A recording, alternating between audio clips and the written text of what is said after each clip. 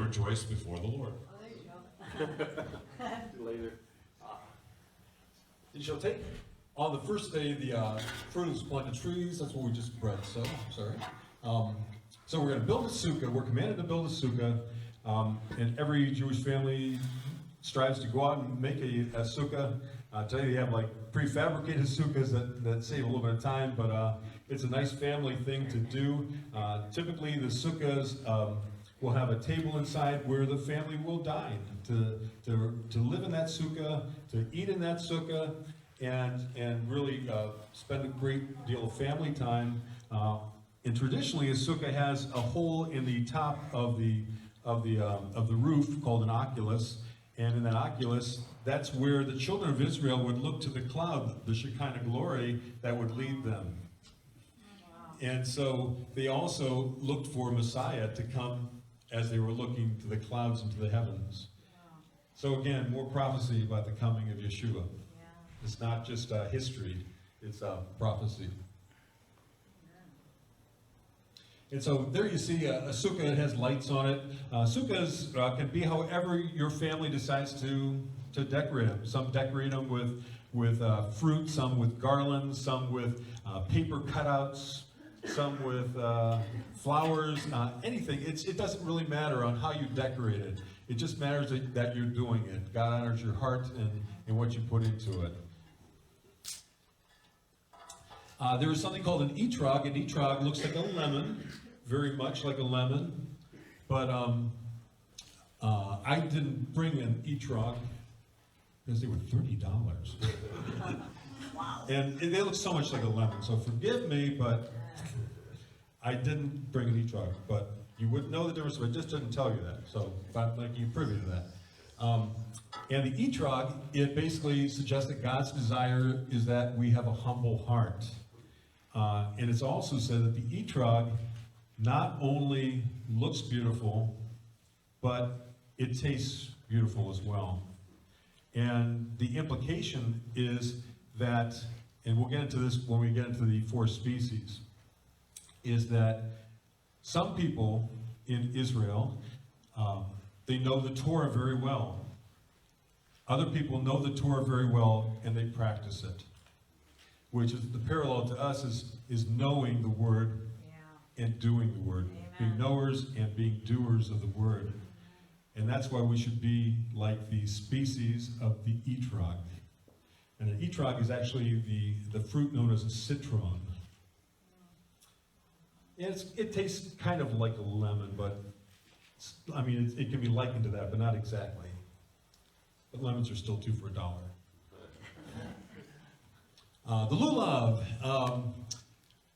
I went to the Sukkah Express. It was actually called that, by the way, too. I'm not making that up.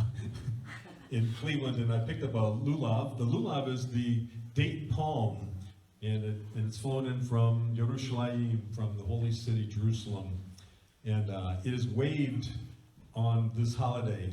And where else do we see the lulav being waved? Palm Sunday. We see the people welcoming Yeshua into the city. You know, and one of the things they said was, behold the King, Son of David. As Yeshua walked or came in. And this, although I'm not sure exactly, but the reference is that the people were maybe thinking in terms of their holiday they celebrate, looking for the coming King, and they believe that Yeshua is the fulfillment of this prophecy as they're waving these to honor him. They're saying it, so I'm thinking that's most likely what's happening here. And symbolically, certainly it was happening. And so the lulav is actually the palm branches, but then you make a bouquet with the other species of these trees, the willows and also the myrtles, which are the boughs that have a lot of leaves on them. And that's a bouquet, and the whole thing is often referred to as the lulav. But technically, the lulav is just the palm branches. But in a general sense, it can be grouped together to make a bouquet called the lulav as well. So the erevah is a willow branch, The willow branch grows by the brook, by the water. It's symbolic of lips in prayer. And if you've ever been by a weeping willow in the wind and you hear that rustling, it's like whispering, like you hear something. It's just very subtle, and that's the idea of the whispers of prayers, the silent prayers. However, it has a connotation of not being able to be eaten, so it doesn't taste good, and it's not said to look very, very good because it's just kind of limp. And so therefore, the leaves are very limp on it. And so it's indicative of people that don't know the Word of God, and therefore they don't practice the Word of God. And so there's a symbolic meaning here, besides the one that we're looking at right now. The hadas, or the myrtle branches, that are branches that have a lot of leaves on them, they are symbolic of spiritual wisdom, and also of a kind of people that have the knowledge of Torah, but they don't function very well in their estimation. So it's like they're missing a component. Okay? So the willows have neither of the components, and the myrtle has one of the components. They know, but they don't do. And so it's indicative of the people of Israel, and of course we're tied into that. Some people know the Word of God, don't do it. Some people know the Word of God and are doers, and they uplift, they edify the other members. Other times we have somebody that doesn't really know the Word of God, but they're doing good things for people. So all these people are people in our community of believers that we are called to edify and bring each other up at wherever you're at. And so when we wave that lulav, think about those things. So let's go ahead and do that right now.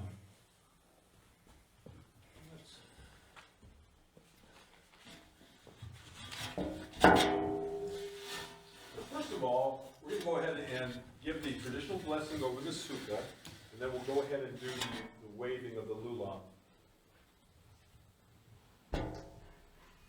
Baruch atah Adonai Eloheinu melech haolam asher kitshanu b'mitzvotav v'vitzianu l'shev bazukcha. Blessed are you, O Lord our God, King of the universe, who sanctifies us with his mitzvot, or his commandments, and has commanded us to dwell in the sukkah. Now the shaking here. And there's a song that's usually sung. It's very simple. It goes like this.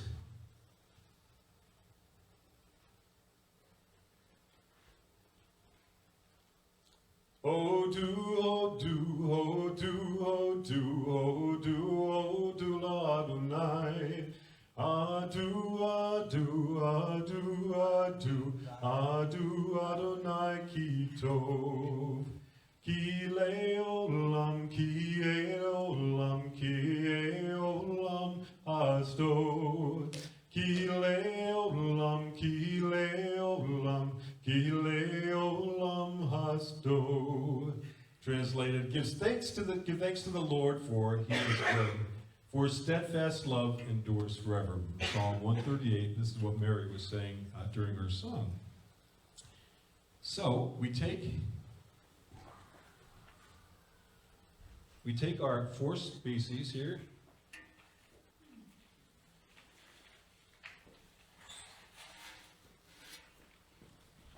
And we take our etrog.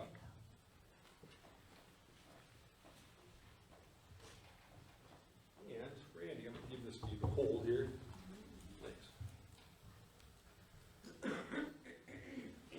And so we take our etrog and we turn it upside down in our left hand. We take our willows to the left. We take our myrtle to the right and have our lulav in the middle, our date palm. And we hold them out. Blessed is the Lord, for he is good, and his mercy endures forever. Then we turn this upright. Now we hold them together. Now we face forward and we do a shaking. And when we shake, we're shaking off our old ways that are contrary to God's ways. Remember, we're starting a new season here. We just got through Rosh Hashanah, Yom Teruah, and through Yom Kippur. This is a new season. It's a new start. And at the end of this holiday, it's Simchat Atzeret, which is a new beginning, the joy of the Torah. And then we go to our right, the shape, then above us, then behind us, then to our left, up, and down.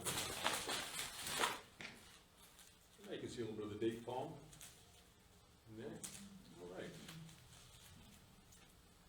And then sometimes people would even take the willows and go back and especially hit the willows because they have the loose leaves on them, and they hit those to bring out some of the leaves, and that's a shaking of your sinful nature off of you. Again, stressing that point.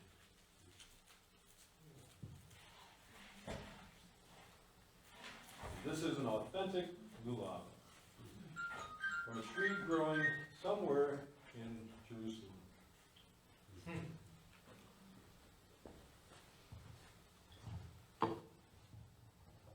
And then they hang on to the etrog also, because that's used ceremonial throughout every day.